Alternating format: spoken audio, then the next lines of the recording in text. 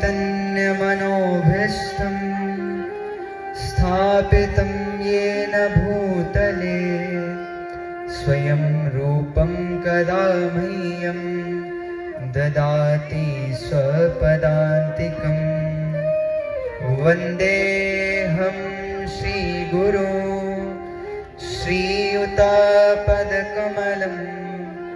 श्रीगुरुं वैष्णवांश श्रीरूपं साग्रजातं सहगण रघुनाथान्वितं तं सजीवं साद्वैतं सावधूतं परिजनसहितं कृष्णचैतन्यदेवं श्रीराधा कृष्णपादान सहगण ललिता श्रीविशाखान्वितांश्च नमो विष्णुपादाय कृष्णपृष्ठाय भूतले श्रीमते भक्तिवेदान्त स्वामीति नामिने नमस्ते सरस्वती देवे गौरवाणी प्रचारिणे निर्विशेष शून्यवादी पाशात देशतारिणे गुरवे गौरचन्द्राय राधिकायै तदालये कृष्णाय कृष्णभक्ताय तद्भक्ताय नमो नमः नमो महावदन्याय कृष्णप्रेमप्रदायते कृष्णाय कृष्णचैतन्य नामिने गौरतुषे नमः हे कृष्ण करुणा सिंधु दीनबंधु जगत्पते गोपेश गोपिका कांत श्री राधा कांत नमोस्तुते तप्त कांचन गौरांगी श्री राधे वृंदावनेश्वरी वृषभानुसुते देवी प्रणमामि हरिप्रिये श्री महालक्ष्मी नमस्तुभ्यं नमस्तुभ्यं सुरेश्वरी हरिप्रिये नमस्तुभ्यं नमस्तुभ्यं दयानिधे नारायणं नमस्कृत्य नरं चैव नरोत्तमं देवीं सरस्वतीं व्यासं ततो जयमुदीरयेत् जय श्री कृष्ण चैतन्य प्रभु नित्यानंद श्री अद्वैत गदाधर श्रीवासादि गौर भक्तवृंद हरे कृष्णा कृष्णा कृष्णा हरे हरे हरे राम राम राम हरे हरे। बोलिए श्रीमद् भागवत महापुराण की जय। बोलिए श्री राधा श्याम सुंदर भगवान की जय। बोलिए श्री वेदव्यास जी भगवान की जय। बोलिए श्री सुखदेव जी महाराज की जय। बोलिए श्री सद्गुरुदेव भगवान की जय। बोलिए गौ माता की जय। जय जय श्री राधे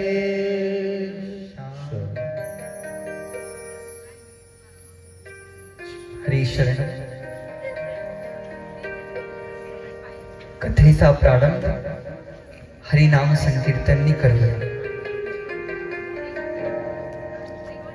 हरे कृष्ण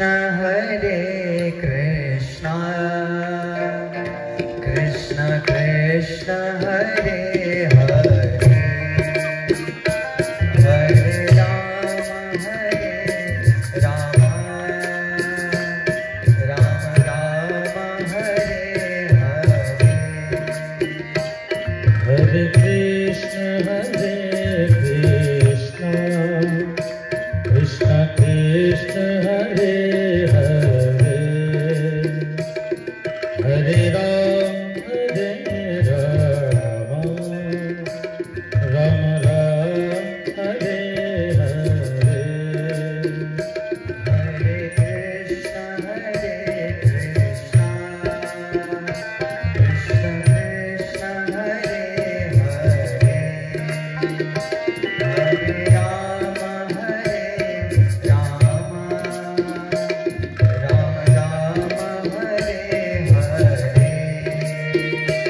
हरे कृष्ण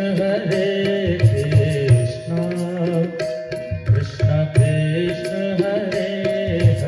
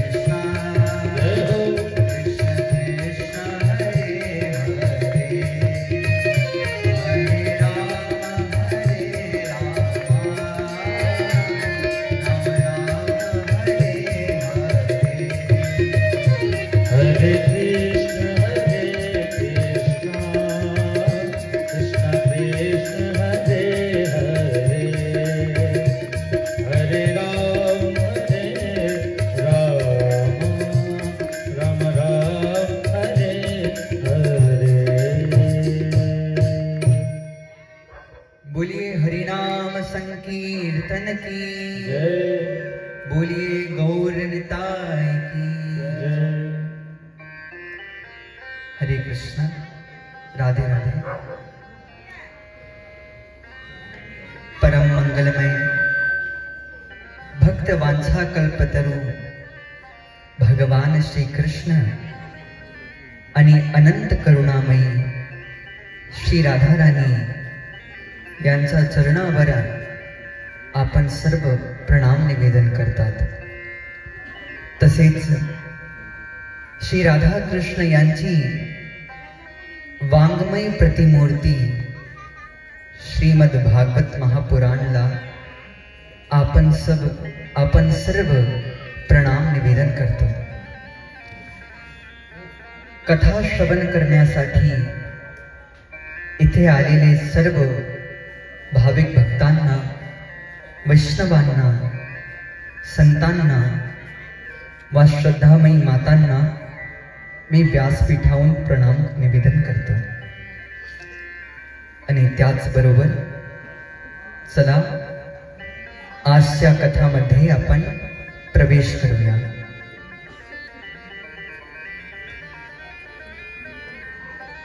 समय 5चा निर्धारित झाला होता आणि आता 5:40 झाले आहे. तर आज चेन्नई एक्सप्रेस चालणार आहे. यात्री कृपया सावधान व्हा.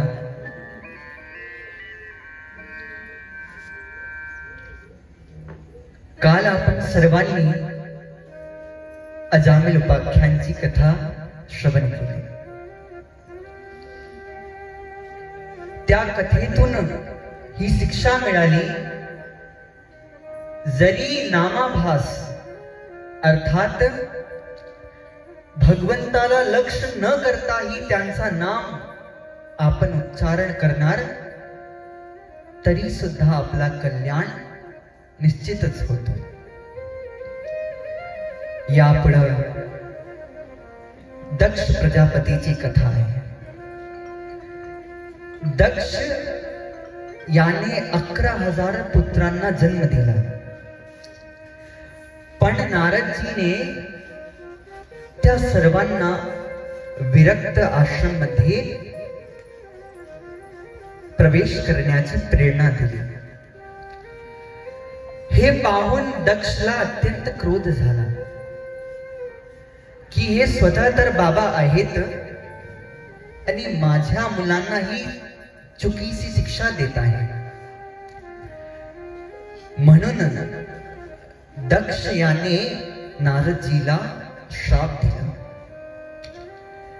की आजपासून तुम्ही एका क्षणासाठीही कुठेही थांबू शकत नाही. हा माझा तुम्हाला श्राप आहे. नारदजी तेव्हाही अत्यंत प्रसन्न झाले. यापुढे दक्षने 60 कन्यांना जन्म दिला आणि त्यांच्याहूनही या सृष्टीचा विस्तार झाला. 6म स्कंद मध्ये वृत्तासुरची कथा येते. एका दिवशी स्वर्गामध्ये इंद्र अप्सरांचा नृत्याचा आनंद घेत होता. तेवढ्यात त्यांच्या समोर देवगुरु बृहस्पती यांचा आगमन झालं. पण मी देवराज आहे, त्रिलोकीचा राजा आहे, हा अभिमानामुळे त्याने आपल्या गुरुला दुर्लक्ष केलं. हे पाहून देवगुरु यांना समजलं की जो शिष्य आपल्या गुरुचा आदर करत नाही असा शिष्याला शिक्षा देण्याचा काय उपयोग. म्हणून देवगुरु रुष्ट होऊन अंतर्ध्यान झाले. ही सूचना व्हॉट्सअपने शुक्राचार्याकडे पोहोचली आणि त्वरित त्यांनी स्वर्गावर आक्रमण केले. फलीभूत देवता परास्त झाले. आता देवराज ब्रह्माजीकडे निघाले. हे ब्रह्माजी, आमचे गुरुदेव कुठे गेले आहे, आम्हाला समजत नाही. ब्रह्माजी बोलू लागले, तुमचे गुरु गेले का तुम्ही घालवले ते स्पष्ट सांगा. आता चूक झाली तर काही नाही, तुम्ही जाऊन त्वष्टा ऋषीचे पुत्र विश्वरूप यांना पुरोहितासाठी नियुक्त करा. फलीभूत विश्वरूप देवतांचे कुलगुरु झाले आणि अत्यंत दिव्य स्तोत्रांनी विश्वरूप यांनी देवतांचं रक्षण केलं आणि तो स्तोत्र आहे नारायण कवच. भागवतातील सर्वात प्रभावशाली सिद्ध स्तोत्र म्हणजे नारायण कवच आहे. जरी आपल्या जीवनमध्ये कुठलाही मोठा कष्ट आला असेल तर फक्त या स्तोत्राच्या प्रभावाने तो नष्ट होऊ शकतो. म्हणून याचा एक श्लोकाचा आपण पाठ करूया. जलेषु मां रक्षतु मत्स्य मूर्तिर् यादो गणेभ्यो वरुणस्य पाशात् ध्रुवस्य यादो गणेभ्यो वरुणस्य पाशात् स्थलेषु माया वटुवामनो व्यात् त्रिविक्रम खेवतु विश्वरूपः. भगवान श्री मत्स्य जलामध्ये माझे रक्षण करा. वामन देव पृथ्वीवर माझे रक्षण करा. तसेच प्रभू त्रिविक्रम आकाश मध्ये माझे रक्षण करा अशी प्रार्थना या स्तोत्रात केली आहे. इंद्रला पुन्हा स्वर्गाचा राज्य मिळाला आणि विश्वरूप दररोज यज्ञ करायचे. यज्ञामध्ये देवतांसाठी ते यज्ञ तर करायचेच आणि त्याचबरोबर ते दैत्यांसाठी आहुती द्यायचे. कारण की विश्वरूप यांची आई दैत्य कुलाची होती. हा कपट ज्या क्षणी देवराजला कळाला त्या क्षणी त्याने आपल्या गुरूचा वध केला. परिणामतः इंद्राला ब्रह्महत्या लागली आणि ती ब्रह्महत्या इंद्रने 4 स्थानामध्ये त्याचा विस्तार केला. माताजी मध्ये मासिक धर्माच्या रूपामध्ये तो ब्रह्म शाप ब्रह्महत्या लागला. पृथ्वीवर जो उसळ पडतो तो ब्रह्महत्याचा स्वरूप आहे. झाडातून वृक्षातून जो गोंद निघतोस तेही ब्रह्महत्या आहे. आणि पाणीमध्ये जो फेन येतो तोही ब्रह्महत्याचा रूप आहे. त्यापुढे ज्या क्षणी त्वष्टा ऋषीला ही बातमी मिळाली की इंद्रने माझ्या पुत्राचा वध केला आहे तर त्वष्टा ऋषीने एक दिव्य यज्ञाची अनुष्ठान केलं. इंद्र शत्रो विवर्धस्व माथिरम जहि विदृश्यम. इंद्राला मारणारा दैत्य प्रकट हो असा त्याचा प्रयोजन होता. पण जर आपण कुणाला कष्ट करण्यासाठी भगवंताची उपासना करणार तर ती कधीही फलीभूत होणार नाही. शब्दात काही फेरबदल झाला आणि इंद्राच्या हातातून मरणारा दैत्य प्रकट झाला, तो म्हणजे वृत्तासुर. वृत्तासुर प्रगट होताच स्वर्गावर आक्रमण केलं आणि इतका तो पराक्रमी होता की इंद्रही घाबरून पडाला. भगवंताच्या जवळ जाऊन त्याने प्रार्थना केली. तेव्हा प्रभूने दधीची ऋषीच्या अस्थितून वज्र निर्माण करण्याचा आदेश दिला. परिणामतः दधीची ऋषीच्या हड्डीतून वज्र निर्माण झाला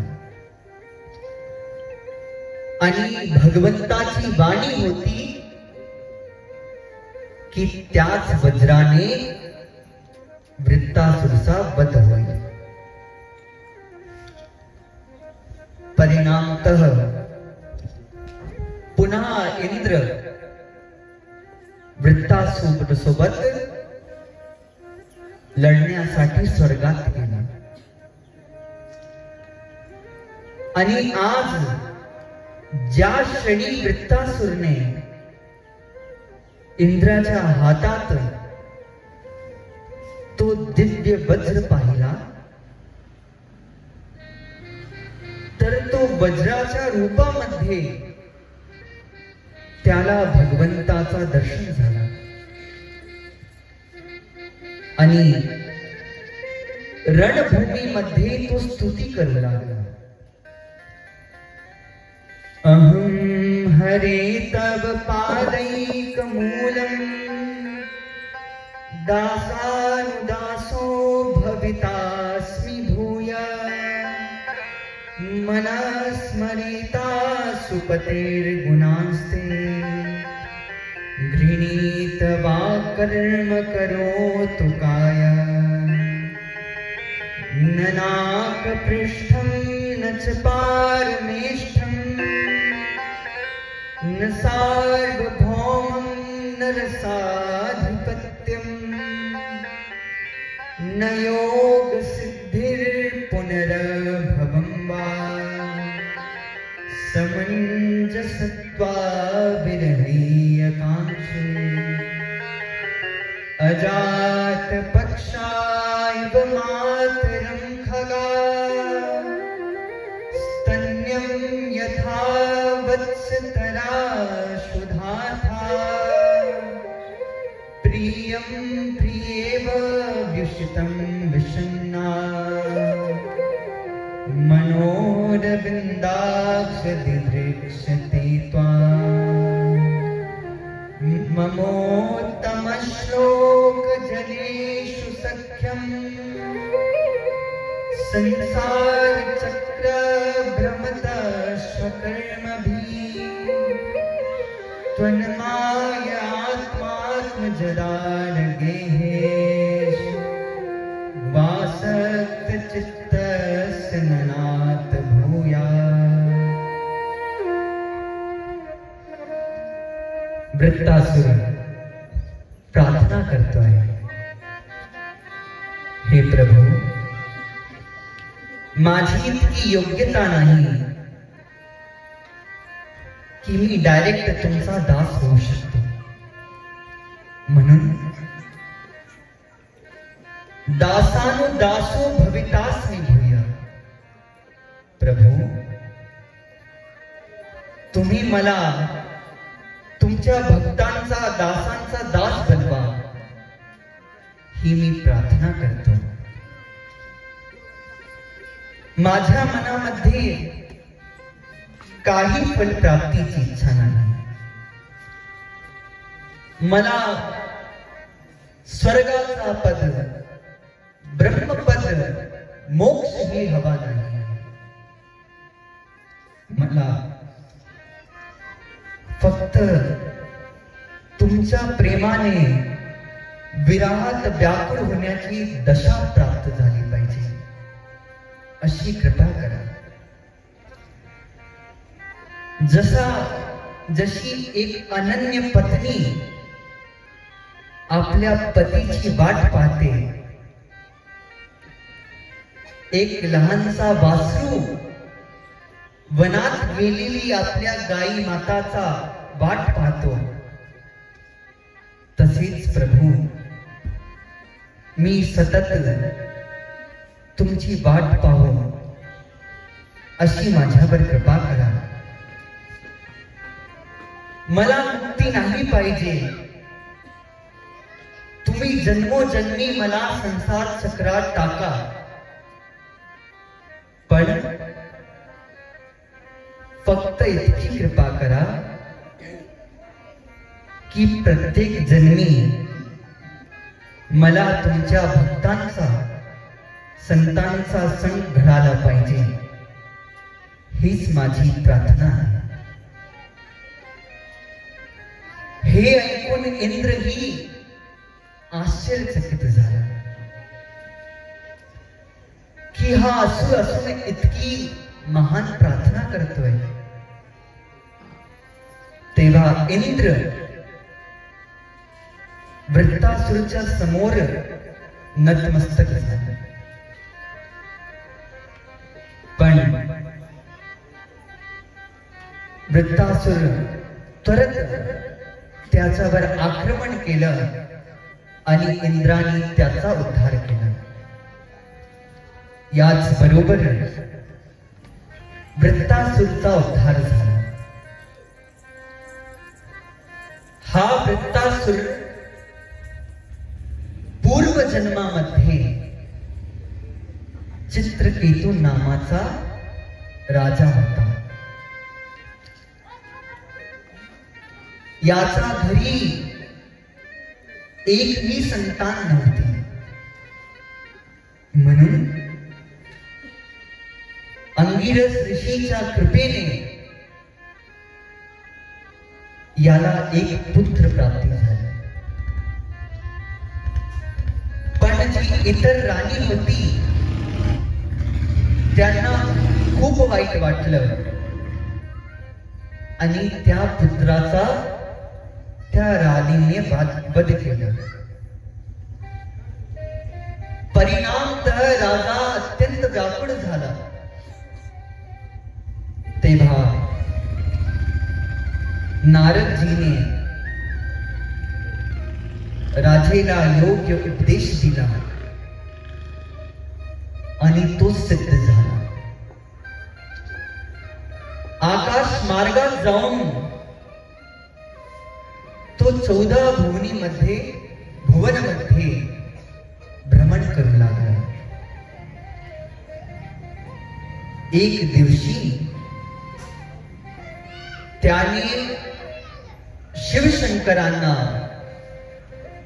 पार्वती सोबत बसून संतांना उपदेश देताना पाहिला. हा अभिमानाने इतका गर्विष्ठ झाला होता की याने आज शिवजींचा अपराध केला. परिणामतः मां पार्वतीने याला शाप दिला आणि याचा वृत्तासुर रूपाने जन्म झाला. याच बरोबर भागवताचा 6th स्कंद इथे विराम घेतो. चला आपण सर्वही भगवंताच्या चरणामध्ये निवेदन करूया. हे प्रभु मुझे बता दो, हे प्रभु मुझे बता दो, चरणों में कैसे आऊं. हे प्रभु मुझे बता दो, हे प्रभु मुझे बता दो, चरणों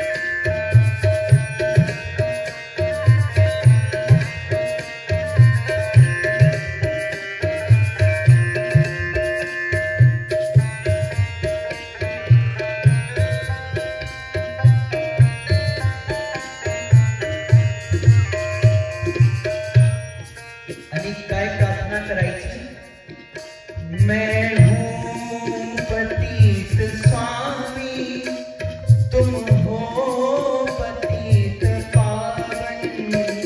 मैं हूँ पतित स्वामी, तुम हो पतित पावन। मैं हूँ पतित स्वामी, तुम हो पतित पावन। मैं हूँ पतित स्वामी, तुम हो पतित पावन। करुणा कर संभालो, करुणा कर संभालो, चरणों में सिर झुकाओ। हे प्रभु मुझे बता दो, हे प्रभु मुझे बता दो। हे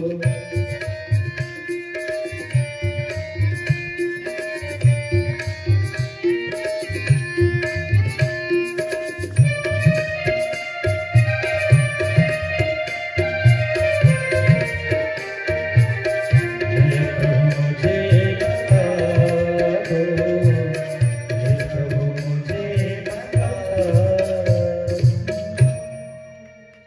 बोलिए भक्तवत्सल भगवान की जय हो।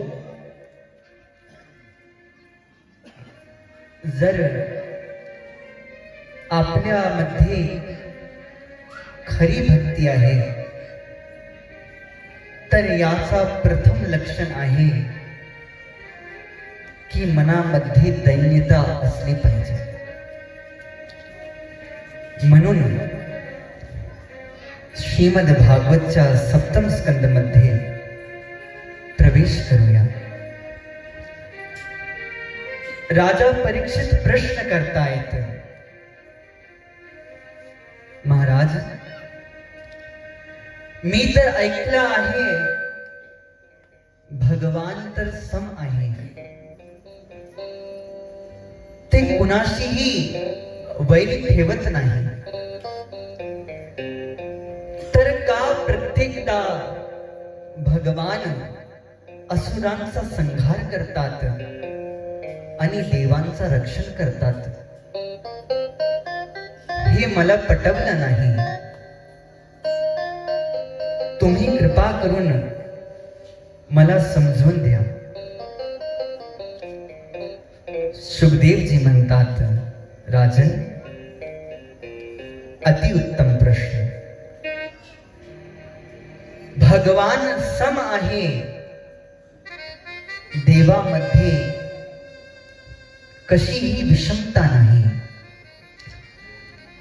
पण भगवंताचा प्रण आहे, ये यथा माम प्रपद्यन्ते तांस्तथैव भजाम्यहम्। जाकी रही भावना जैसी, प्रभु मूरत देखी तिन तैसी। अर्थात जो व्यक्ती भगवंताला ज्या भावाने पाहतो, प्रभू तसेच रूपाने त्याच्या सोबत वागतात। दैत्यांच्या मनामध्ये स्वाभाविक प्रभूच्या प्रती द्वेष आहे, तरी सुद्धा वध करून भगवान त्यांचा उद्धार करतात।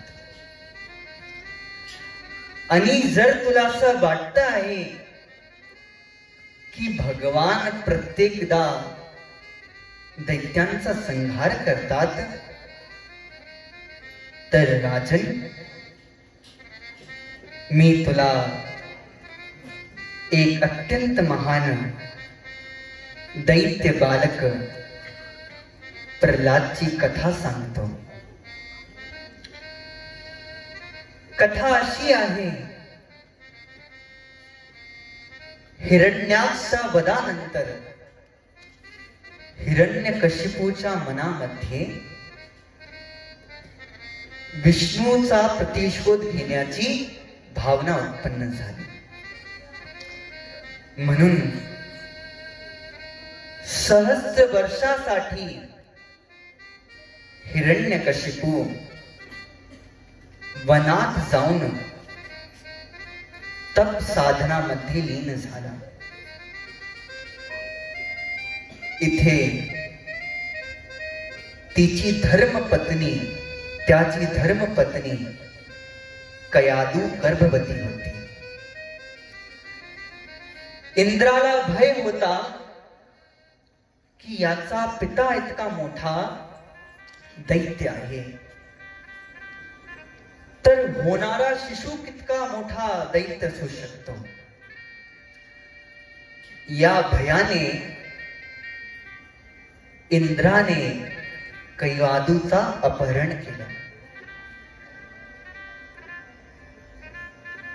पण मार्गामध्ये देवर्षी यांनी इंद्राला फटकार दिली. अरे मूर्ख इंद्र, तू त्या गर्भात शिशूचा हत्या करण्याचा दुस्साहस करतोय. तुला माहित आहे की तो शिशू साक्षात भगवंताचा मोठा भक्त प्रल्हाद आहे. कयादूला सोडून दे, याच्याकडून तुला काहीच भय नाही. तेव्हा कयादूला घेऊन देवर्षी संतांच्या आश्रमात पोहोचले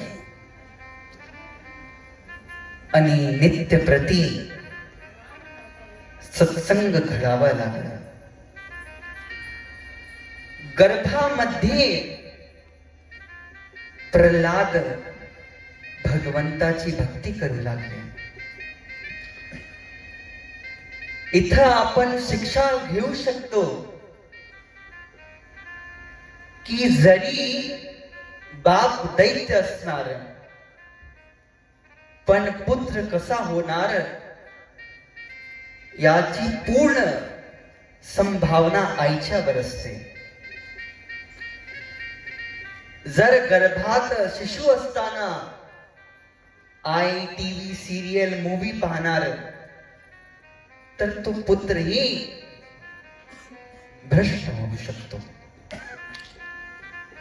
आणि जर गर्भकालामध्ये आई सावधान झाली, सत्संग करू लागली, तर निश्चितच होणारा संतान मोठा भक्त होऊ शकतो. म्हणून या आपण सर्व लोक आपल्या आई बाबांच्या चरणात प्रणाम करून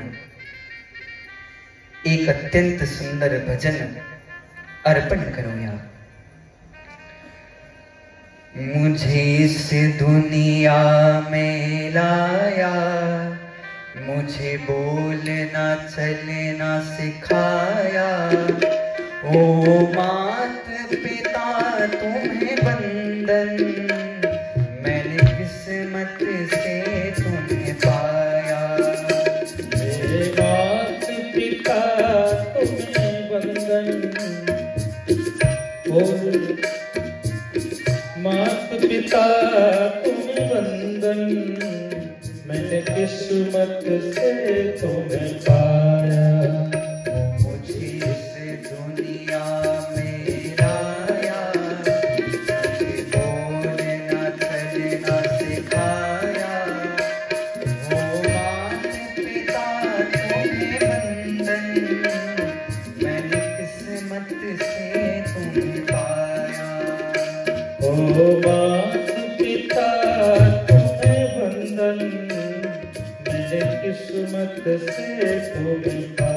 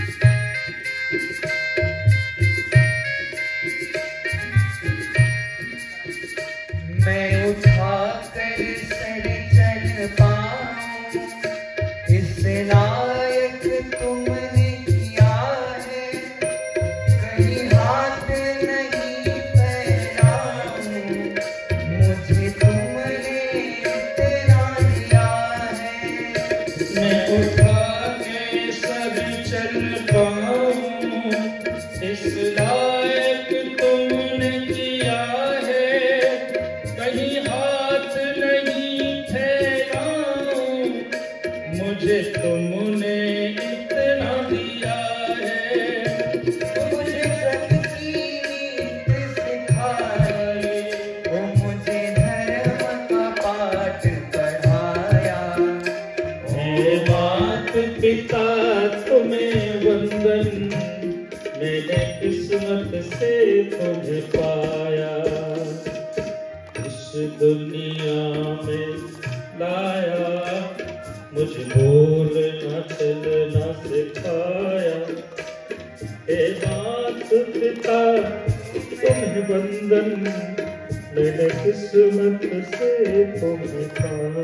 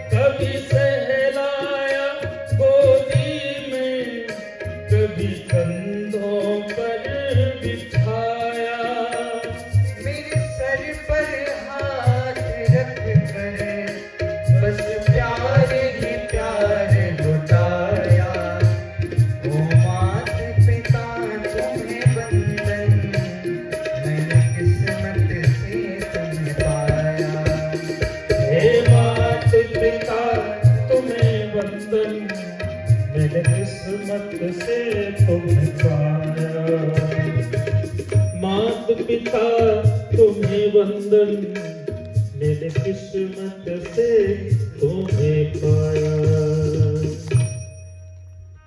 बोली मातृदेव भव पितृदेव भव। मी आजही आपल्या आई वडिलांचा खूप ऋणी आहे, कारण की संसारात जीवन व्यापन कसं करायचं ही शिक्षा तर सगळे आई वडील देतात, पण माझ्या आई वडिलांनी मला सत्संगात घेऊन माझ्या जीवनात फार बदल आणला। अन्यथा माझ्यामध्ये काही सामर्थ्य नव्हतं, पण लहानपणापासून ते जबर मला पकडून सत्संगात बसवायचे आणि त्याचा फलीभूत आज मी अयोग्य असूनही भगवंताच्या सेवात युक्त झालो आहे। म्हणून आपल्या आई वडिलांच्या चरणात प्रणाम करून चला कथामध्ये प्रवेश करूया। भक्त प्रल्हादचा जन्म झाला आणि इथे हिरण्यकशिपूची साधना संपन्न झाली। ब्रह्माजी प्रसन्नतेने विचारलं, जे पाहिजे ते मागून घे। तो बोलला, कंफर्म, तर मला अमर करून द्या, अमर होण्याचा वर द्या। ब्रह्माजी बोलतात, इम्पॉसिबल, मी स्वतः अमर नाही तर तुला कसं अमर करू शकतो? काही इतर काही मागून घे। तर आपली तीक्ष्ण बुद्धीचा वापर करून त्यांनी खूप काही मागून घेतलं आणि तो घराकडे आला। इतका तांडव केला की 14 भुवन डगमगाव लागली. घरात येऊन पाहिला, लहानसा प्रल्हाद अत्यंत दिव्य त्याचं स्वरूप आहे. पुढे प्रल्हादला दैत्य गुरुकुल मध्ये शिक्षणासाठी त्यांनी पाठवलं. शुक्राचार्यचे पुत्र षंडामर्क दररोज प्रल्हादला दैत्य नीती शिकवू लागले. पण ज्याला एकदा भगवंताचा चव लागला आहे, तो रस मिळाला आहे, तर त्याच्यासाठी संसारातली अन्य सर्व वस्तू कचऱ्यासारखी होते. काही दिवसानंतर अवकाश झाल्यावर प्रल्हाद घरात पोहोचले. श्री हिरण्यकशिपूने विचारलं, प्रल्हाद, काही उत्तम पाठ मला सांगून दाखव. प्रल्हाद बोलतात, बाबा, हा संसार अंधकूप आहे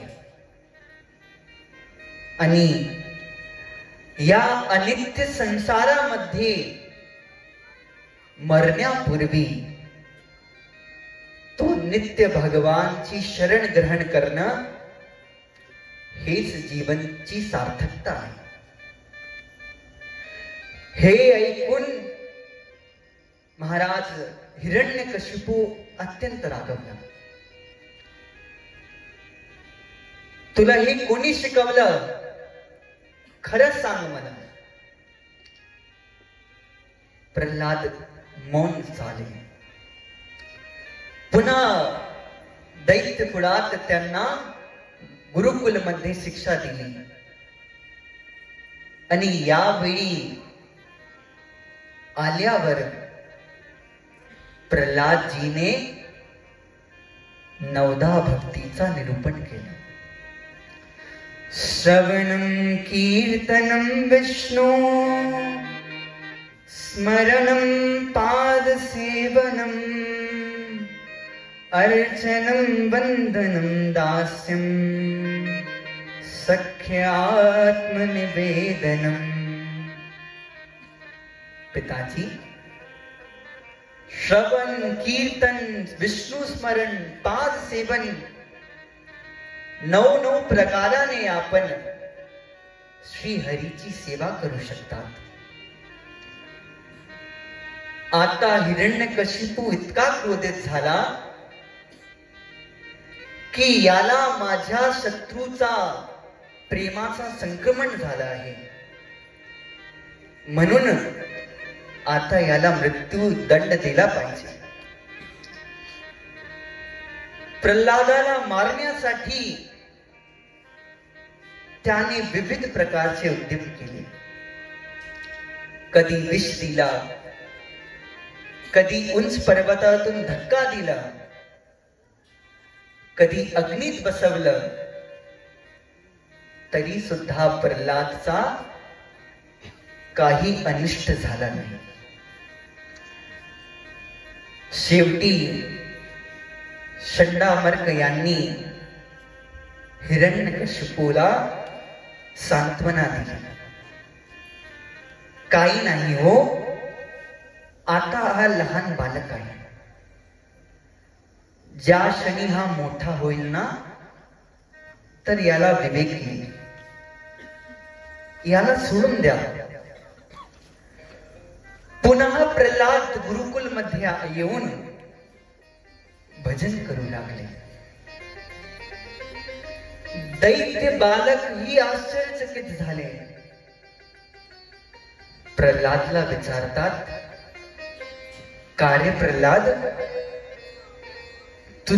तुझे पिता इतके मोठे राक्षस आहे, तरी सुद्धा तुला भीती वाटत नाही? तू अशा निर्भयपणे भगवंताचं भजन कसा करतो, आम्हाला फार आश्चर्य आहे. तेव्हा प्रल्हादजी म्हणतात, कौमार आचरेत प्राज्ञो धर्मान भागवतानिह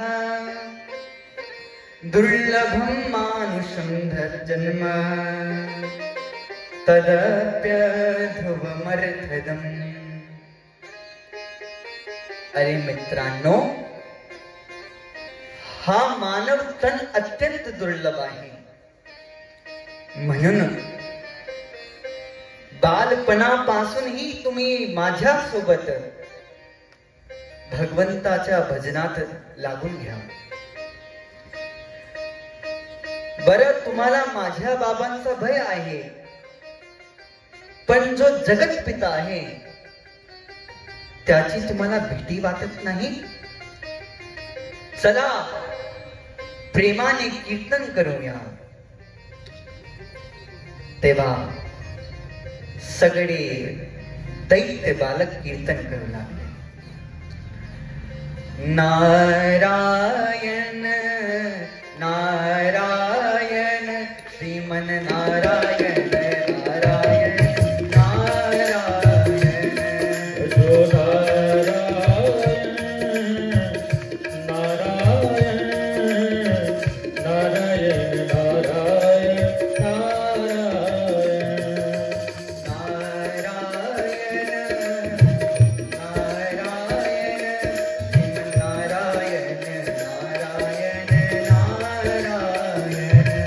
जो नारायण नारायण नारायण नारायण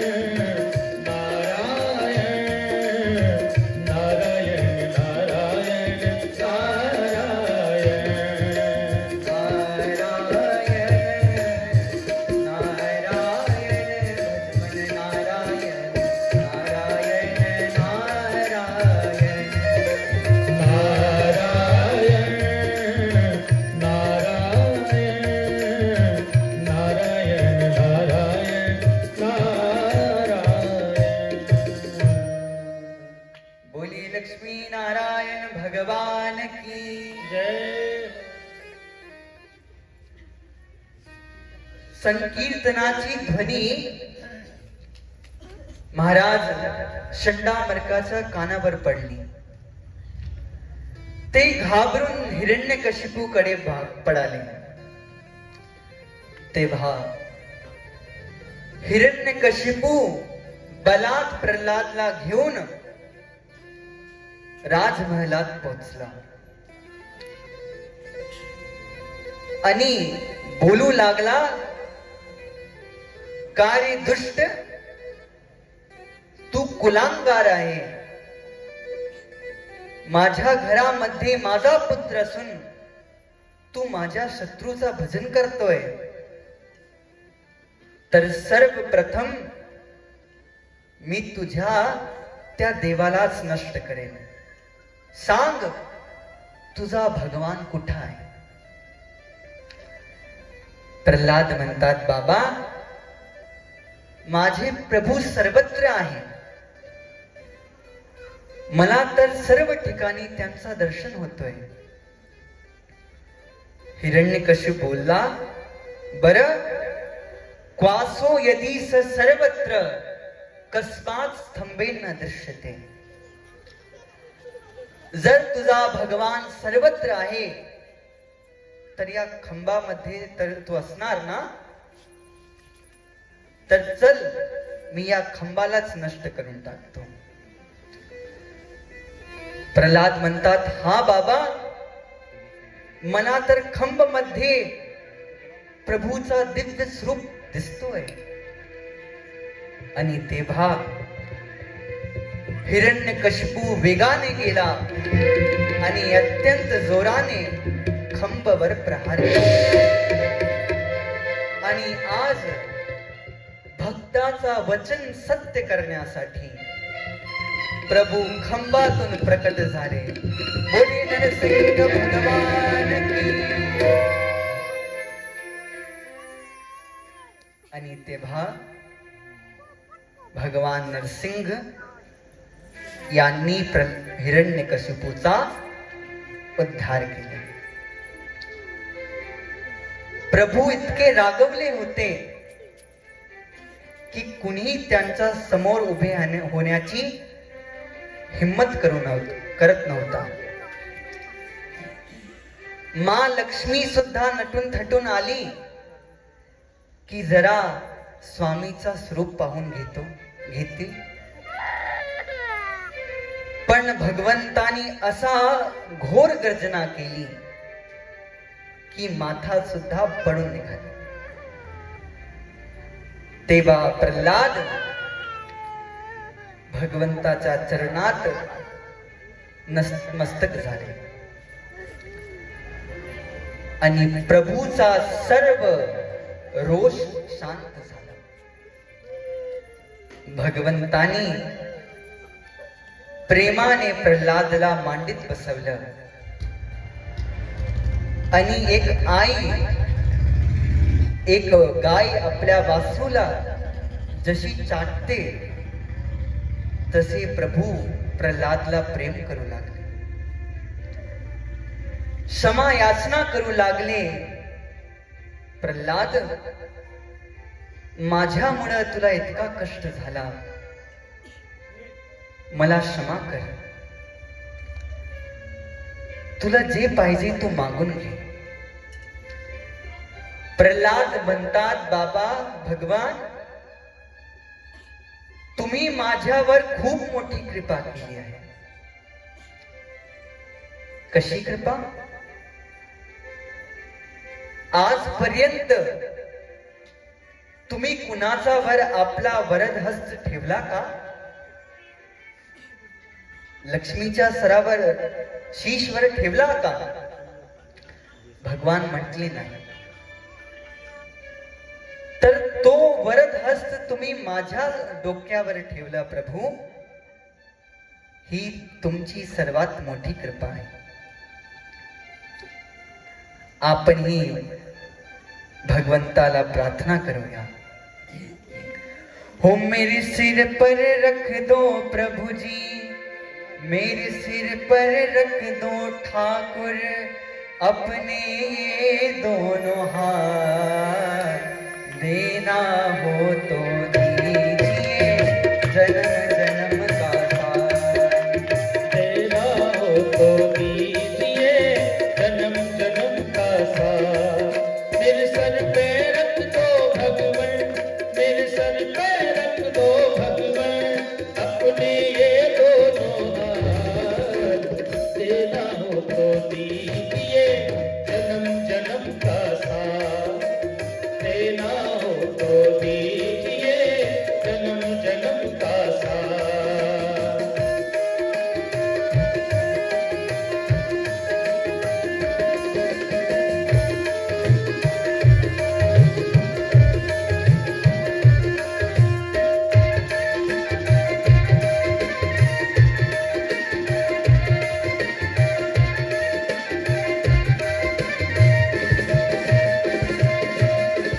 देने वाले श्याम प्रभु से धन और दौलत क्या मांगे,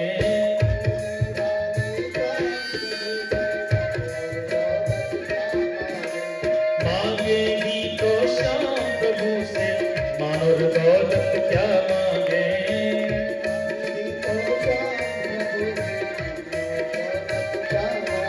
मेरे जीवन में तू कर दे, मेरे जीवन में तू कर दे,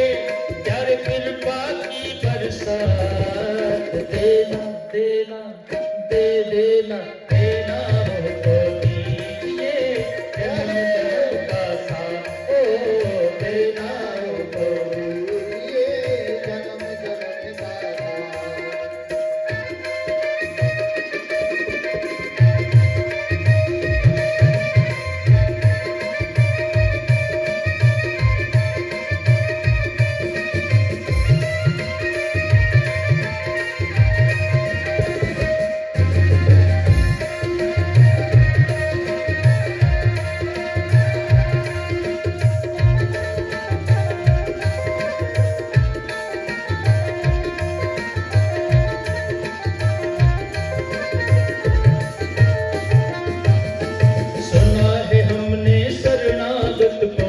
अपने गले लगाते हो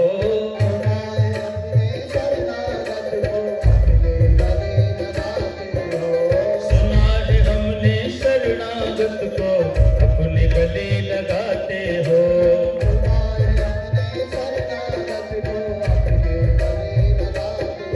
मेरे जीवन में तू कर दे मेरे जीवन में तू कर दे करुणा की बरसात देना हो तो दीजिए जन्म जन्म का साथ हो देना हो तो दीजिए जन्म जन्म का साथ मेरे सर पे रख दो माधव मेरे सर पे रख दो प्यारे अपने ये दोनों हाथ देना दे देना देना देना हो तो दीजिए जन्म जन्म का साथ हो देना हो तो दीजिए जन्म जन्म का साथ हो देना हो तो दीजिए जन्म जन्म का साथ देना हो तो दीजिए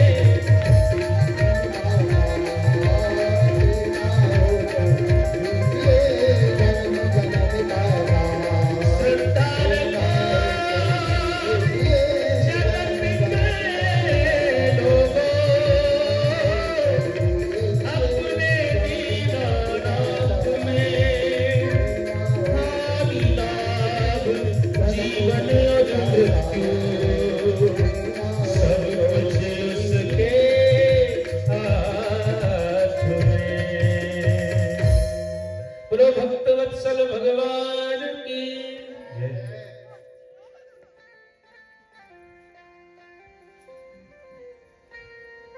प्रल्हाद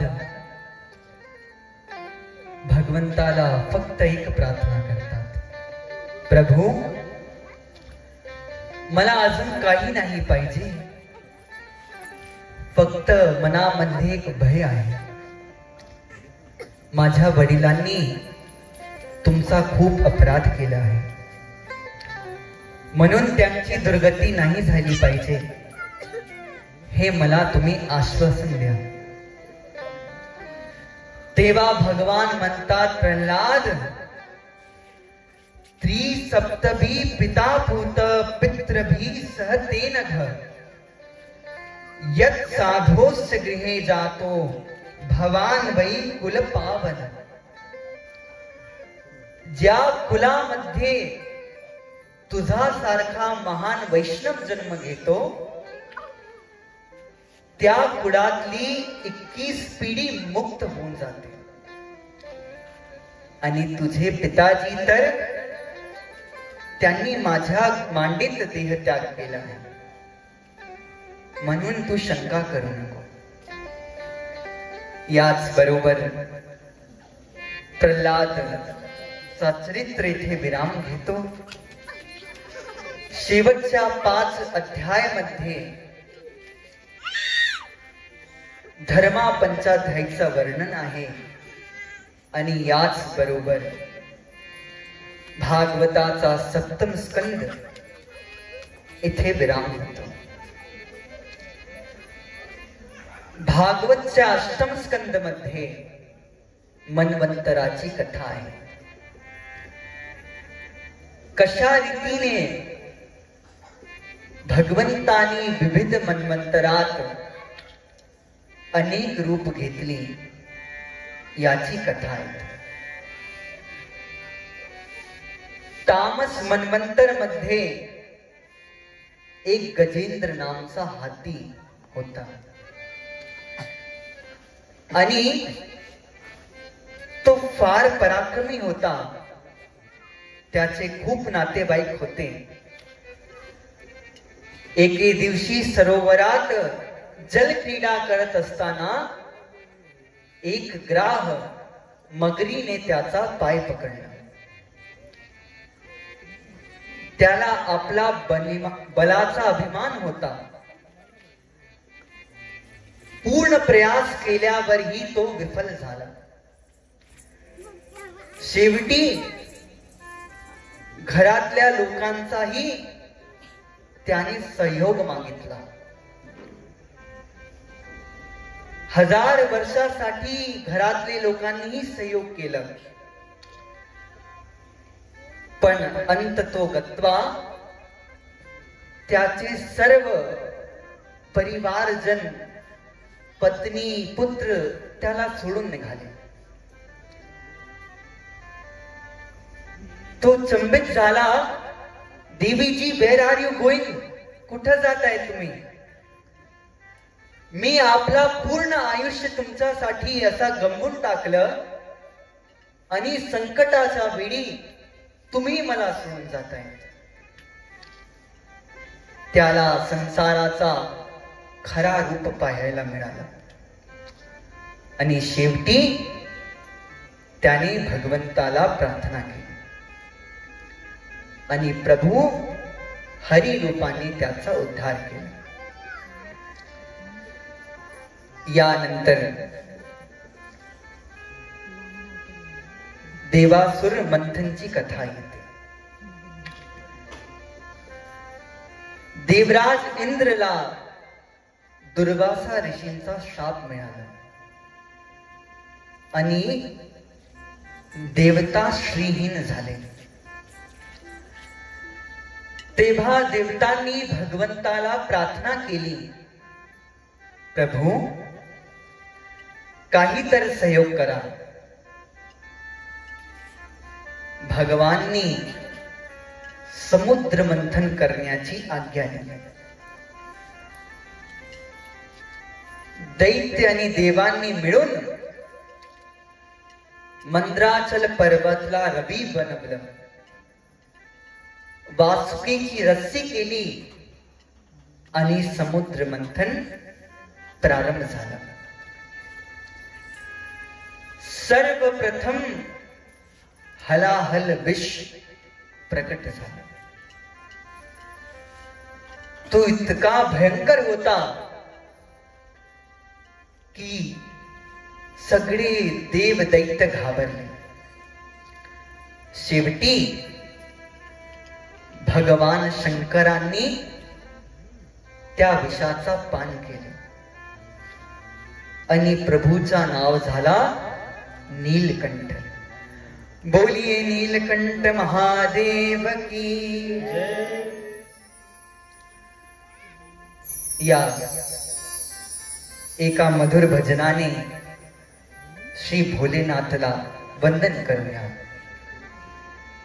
शंकर तेरी जटा से बहती है गंगाधारा.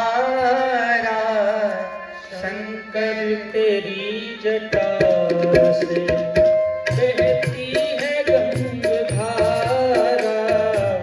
शंकर तेरी जटा से बहती है गंगाधारा. शंकर तेरी जटा से, शंकर तेरी जटा से बहती है गंगाधारा. शंकर तेरी जटा से बहती है गंगाधारा. शंकर तेरी जटा, जटा से, शंकर तेरी जटा से बहती है गंगाधारा. काली घटा के अंदर, अंदर काली घटा के अंदर चिंतामणि उजाला. शंकर तेरी जटा से.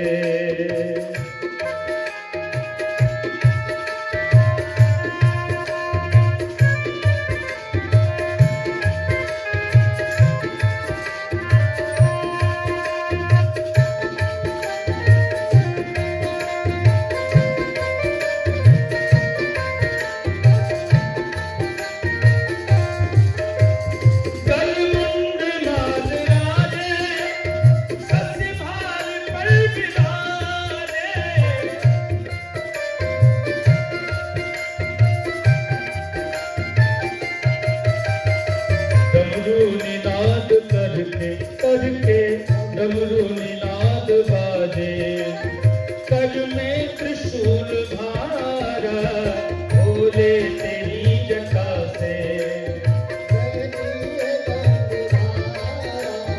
शंकर तेरी जटा से।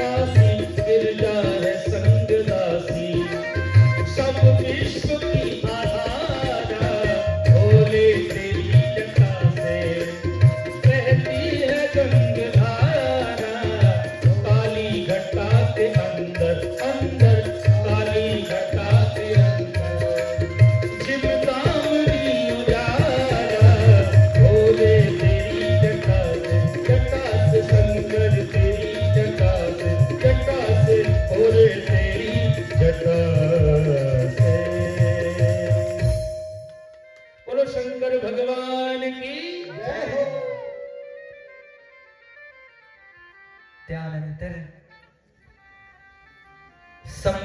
समुद्रामधून 14 रत्न प्रकट झाली. शेवटी मा लक्ष्मी ही समुद्रातून प्रकट झाली आणि त्यांचा लग्न श्री नारायण सोबत संपन्न झालं. आणि सर्वात शेवटी भगवान धन्वंतरी हातात अमृताचा कळश घेऊन प्रकट झाले. पण दैत्य इतके चतुर होते की त्यांनी त्याचा अपहरण केलं. चोरून ते पळून निघाले. तेव्हा भगवंतानी मोहनी रूप धारण करून त्या अमृताचा योग्य वितरण केलं आणि देवतांनी दैत्यांचा संहार केला. हे पाहून शुक्राचार्याला फार वाईट वाटलं आणि शुक्राचार्य यांनी मृत संजीवनीच्या युक्तीने दैत्यांना पुनर्जन्म दिला. महाराज बली गुरु आज्ञेने धर्माचरण करू लागले. संतांची ब्राह्मणांची सेवा करू लागले आणि त्याचा असा प्रभाव झाला की बली इतका पराक्रमी झाला की त्याला स्वर्गाचा शासन मिळालं. देवता पुन्हा कष्टात आले आणि हे पाहून मां अदितीने कश्यप मुनीच्या आज्ञेने पयोव्रतचा अनुष्ठान केलं. परिणामतः भाद्रपद शुक्ल द्वादशीच्या तिथी त्यांच्या घरी भगवान वामनचा अवतार झाला. बोलिए वामन देव भगवान की जय. वामनजी यांचा योग्य जन्म संस्कार घडाले आणि बृहस्पती यांनी त्यांना बली होऊन त्रिलोकीचा राज मागण्याची आज्ञा दिली. लहानशे अत्यंत कोमल बटुक वामन बलीच्या यज्ञशाळाकडे निघाले आणि आज ज्या क्षणी बलीने वामन भगवानचा दिव्य स्वरूप पाहिला त्याला इतका आनंद झाला जणू माझा पुण्य फलीभूत झाला आहे. प्रभूला तो निवेदन करू लागला, मी कशा रूपाने तुमची सेवा करू. तेव्हा वामन भगवान बलीच्या कडे 3 पग भूमीची याचना करतात. चला आपण ही वामन भगवानची दिव्य छबीचा दर्शन करून घेऊया. ओ तेरे द्वार खड़ा भगवान भगत भर दे रे झोली भगत तेरा होगा बड़ा कल्याण, जुग जुग तेरी बढ़ेगी शान, भगत भर दे रे झोली भगत भर दे रे झोली. तेरे द्वार खड़ा भगवान भगत भर दे रे झोली भगत भर दे रे झोली.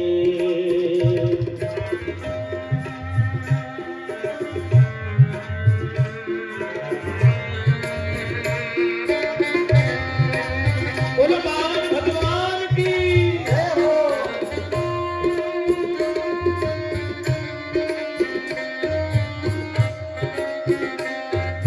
भगवान की खुद ही समझ गए थे.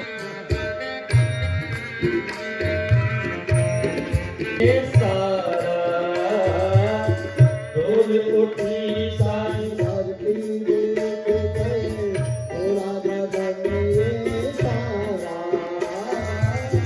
भीख मांग ले आया तेरे घर, जगत का पालन हारा रे.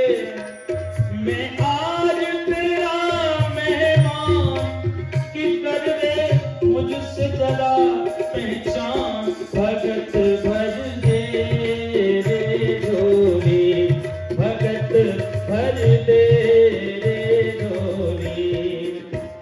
तेरे द्वार खड़ा भगवान भगत भर दे रे झोली भगत भर दे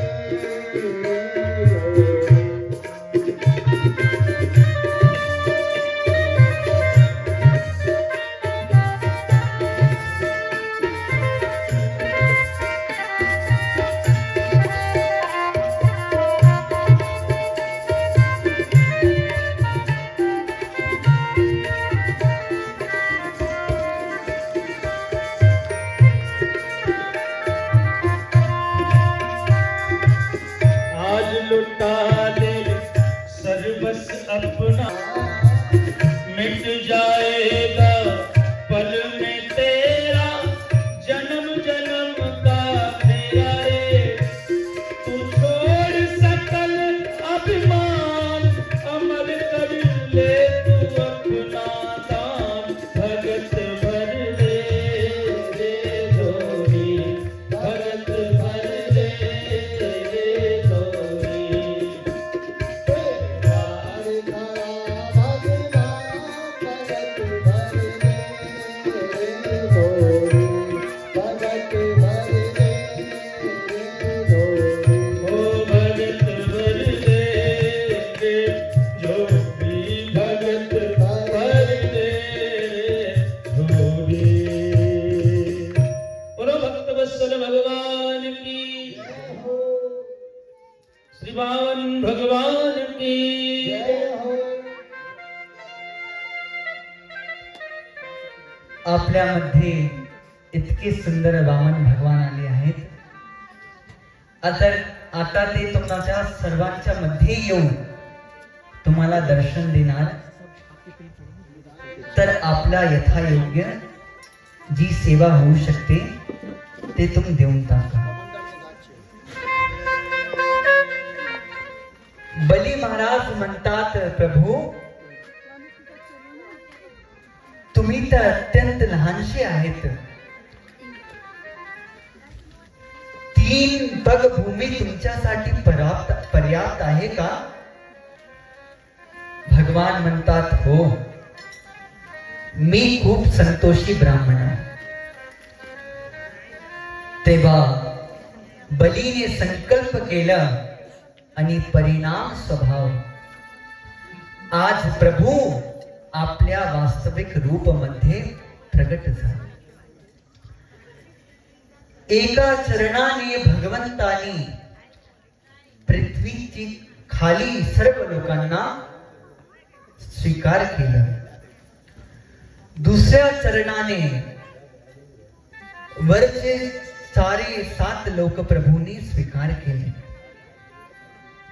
आणि बलीला बोलले, राजन, आता मी 3रा पग कुठं ठेवू ते मला सांग. बली म्हणतात, प्रभू तुम्ही माझी संपत्ती तर स्वीकार केली, पण आतापर्यंत मी असाच रिकामा आहे.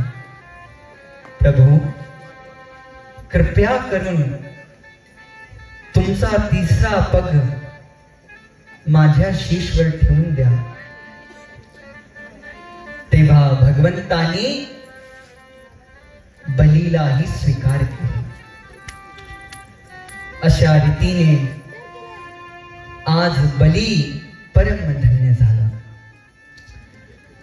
भगवंतानी बलीला सुतल लोकचा राज्य प्रदान केलं. त्याच बरोबर वर दिला की येणाऱ्या मन्वंतर मध्ये इंद्रची पदवी तुला मिळेल. त्यापुढं मत्स्य आणि हयग्रीव कथा अवतारची कथा सोबत भागवतचा 8म स्कंद विराम घेतो. भागवताच्या 9म स्कंद मध्ये 13 अध्याय मध्ये सूर्यवंशाचा आणि 11 अध्याय मध्ये चंद्रवंशांचा वर्णन आहे. सूर्यवंश मध्ये इक्ष्वाकू, सरियाती, खटवांग, सगर सारखे मोठे मोठे महान राजा झाले. त्यापैकी एक होते महाराज अंबरीश. हे तेच अंबरीश आहे ज्यांनी दुर्वासा ऋषी साठी आपल्या एकादशी व्रताचा पारण टाळवून दिलं. तरी सुद्धा दुर्वासा ऋषी रुष्ट झाले आणि अंबरीशाला मारण्यासाठी त्यांनी कृत्या राक्षसी प्रकट केली. भगवान कृष्ण त्या सुदर्शन चक्र यांनी कृत्याला नष्ट केलं आणि दुर्वासाच्या पाठीमाग लागला. दुर्वासा ऋषी 14 भुवनात पडाले, पण कुणी त्यांचा रक्षण केलं नाही. अंततो गत्वा अंबरीशच्या चरणामध्ये क्षमा याचना केल्यावर दुर्वासा यांना समाधान मिळालं. त्यापुढं महाराज खटवांग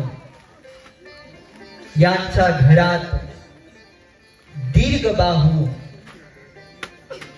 अज आणि अजचे पुत्र झाले महाराज दशरथ. महाराज दशरथ यांच्या घरी स्वयं परमात्मा परमेश्वर 4 रूपाने प्रकट झाले. गुरुवर्थ तख्त राज्यो व्यचर धनुवनम पद्म पदभ्याम प्रियाया पानी स्पर्शा क्षमाभ्याम मृजित पथरुजो यो हरिन्द्रानुजाभ्याम वैरूप्याचुरपन्नख्या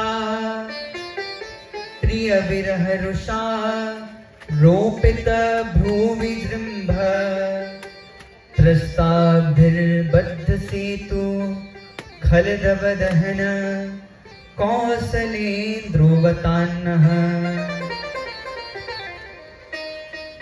राम, लक्ष्मण, भरत, शत्रुघ्न या 4 रूपांनी भगवानने दशरथच्या घरी जन्म घेतला.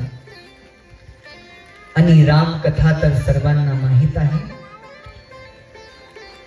प्रभू कशा रीतीने मां सीतेसोबत स्वयंवर करतात आणि पुढे वनवासानंतर रावणाचा वध करून अयोध्याचा शासन करतात.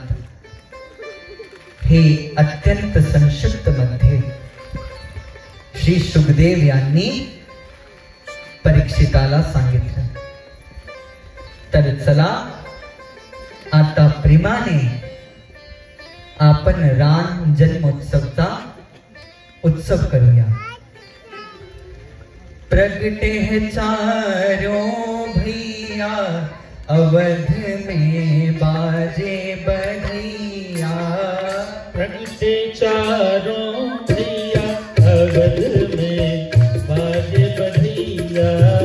प्रगटे चारों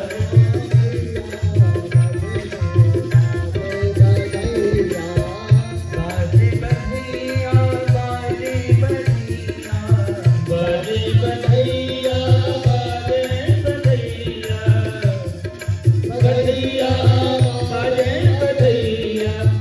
प्रगटे चारों भैया अवध में बाजे बधैया.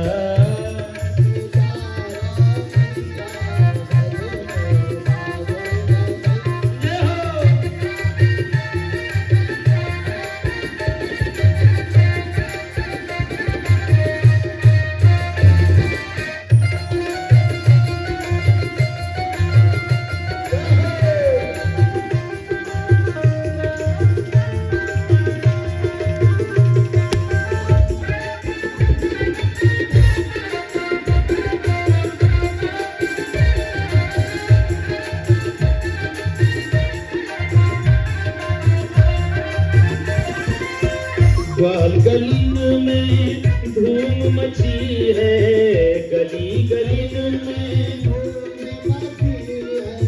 गली गलीन में धूम मची है. गली गलीन में बाज रही सहनैया अजी हाँ बाज रही है बधैया. अवधपुर बाजे बधैया. चलो भैया बधाई हो.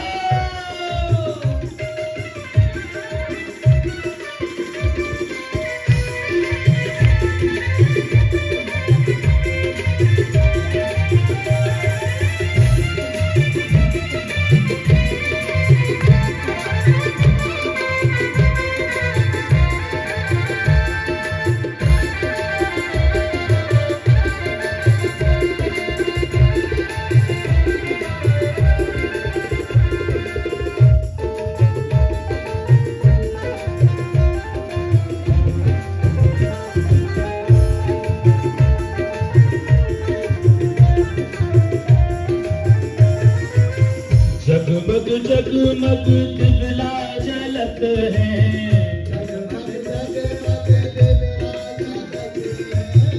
जगमग जगमग दिया जलत है,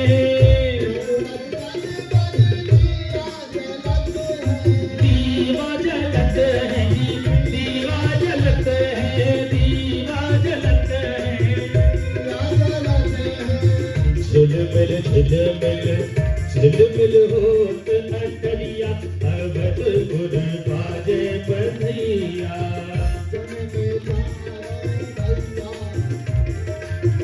बाजे बधैया। जन्म लिए चारों भैया, अवधपुर बाजे बधैया।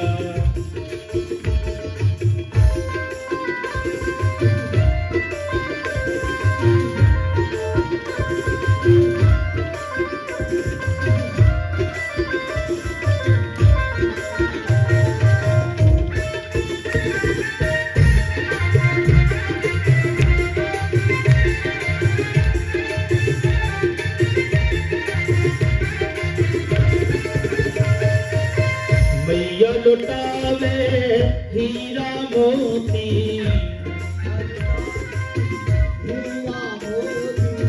मैया लुटावे हीरा मोती, हीरा मोती, हीरा मोती।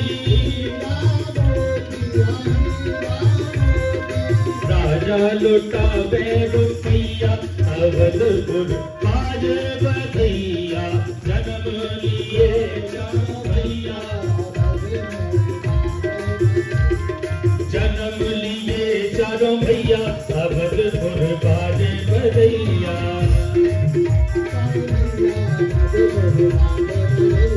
रामलला सरकार की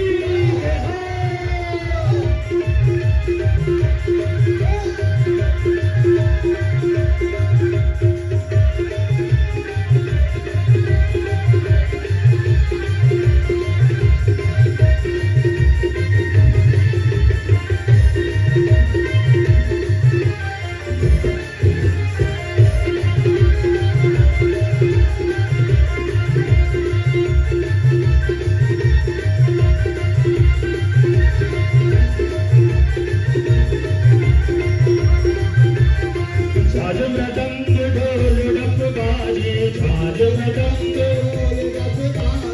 झाज मृदंग ढोल डप बाजे,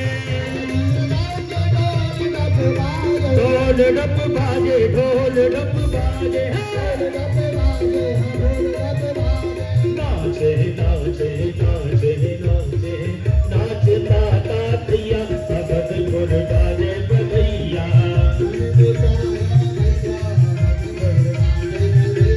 जन्म लिए रघुरैया, अवधपुर बाजे बधैया।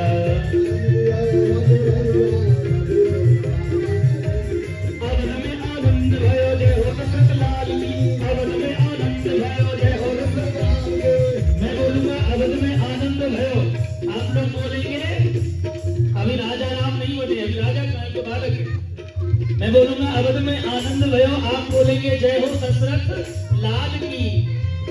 अवध में आनंद भयो, अवध में आनंद भयो, अवध में आनंद भयो, अवध में आनंद भयो। कौशल्या के लाल की, अवध में आनंद भयो, अवध में आनंद भयो।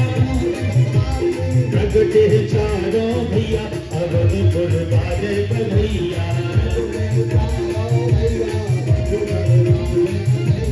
बाजे बधैया बाजे सहनैया, बाजे बधैया बाजे सहनैया, बाजे बधैया बाजे सहनैया, बाजे बधैया बाजे सहनैया।